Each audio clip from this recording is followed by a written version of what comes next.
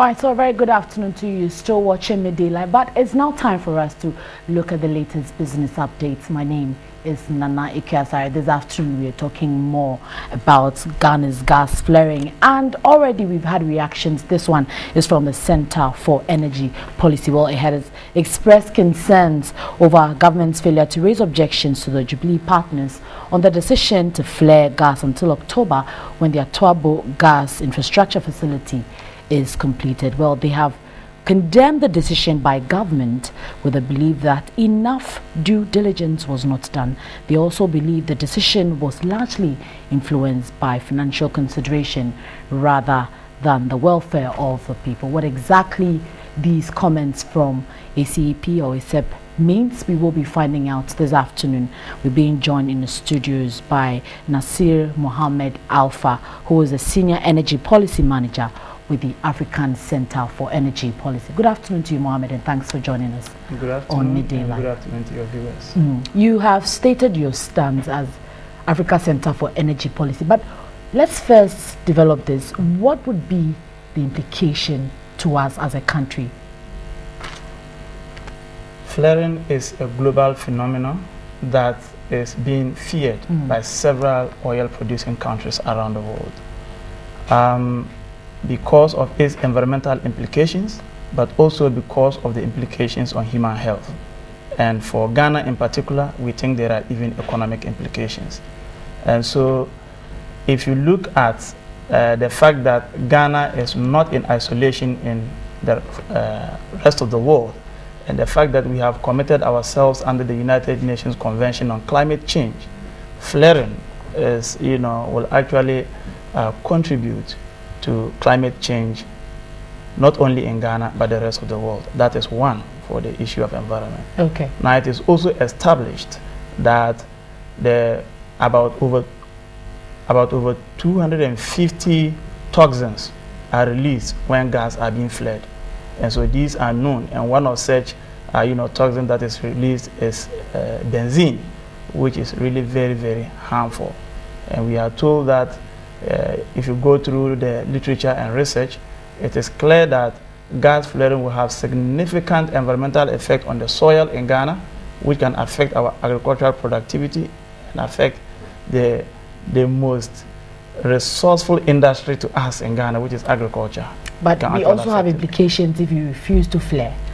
Because if you don't, how would production go on? I was discussing that. That is where we have a little problem to clear, perhaps either with the operators or with government. So tell us. Now, it is true that flaring is necessary, at least to some minimum level, for production to go on. Right. And that is why it has become an industry standard all over the world for all producing companies to have at least some minimum level of flaring. And that Tullow Ghana and the Jubilee partners told us they have been doing. This is not the first time. So this particular decision is a major decision by government to allow them to flare oil beyond even the normal industry standards that are acceptable for purposes of maintenance and all of that. And that is where our problem is, especially taking into consideration the environmental effects that are associated and with it. I'm sure that would lead to pay or release, what you're talking about. Why do you think the decision was influenced by financial consideration rather than looking at the welfare of the people, looking at the queue and picking from your report? Yes, you see, initially, Tullow had, made this request to government long ago. And one of their major issues was that the re-injection of the oil, into the petroleum field is actually lowering production levels.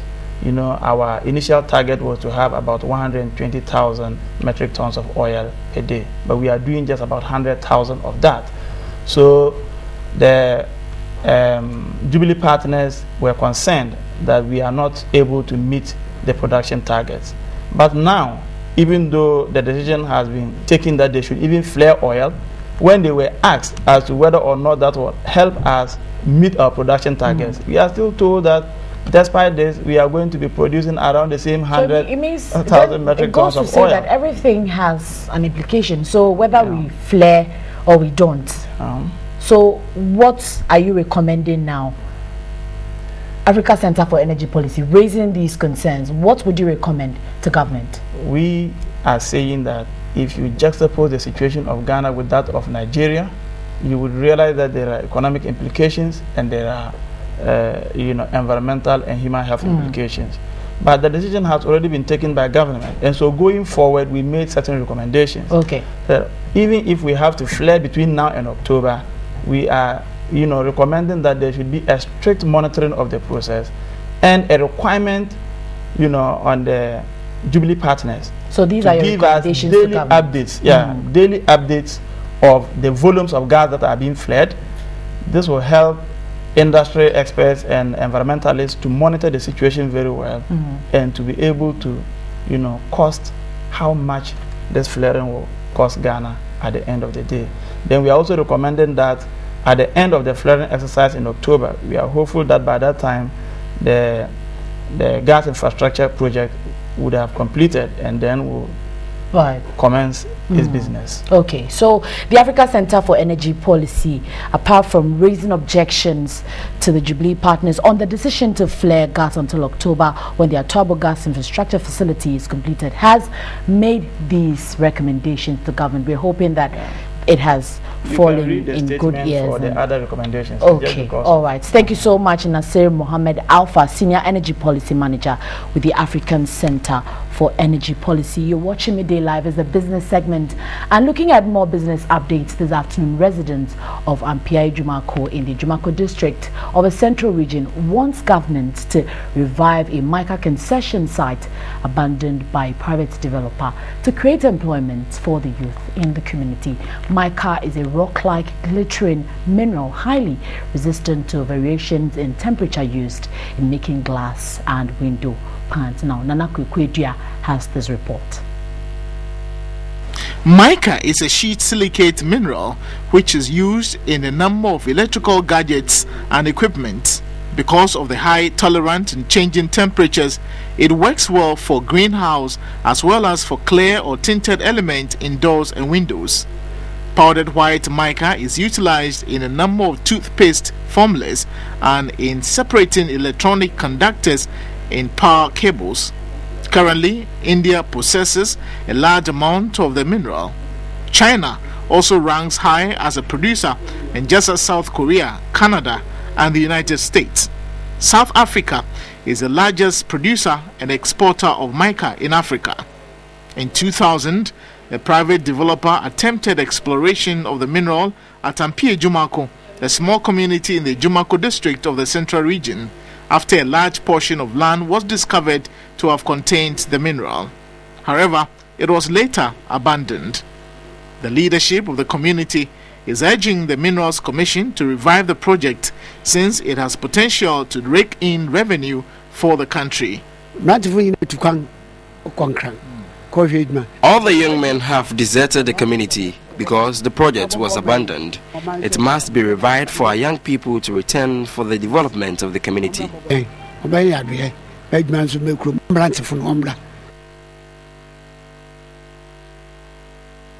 And note that the Ghana cedi continues to be under intense pressure, well, with the World Bank report saying it is one of the world's worst performing currencies. Later at 4:30, we'll give you more detail on that particular one. But that will do for business this afternoon. I'm Nanika. Sorry.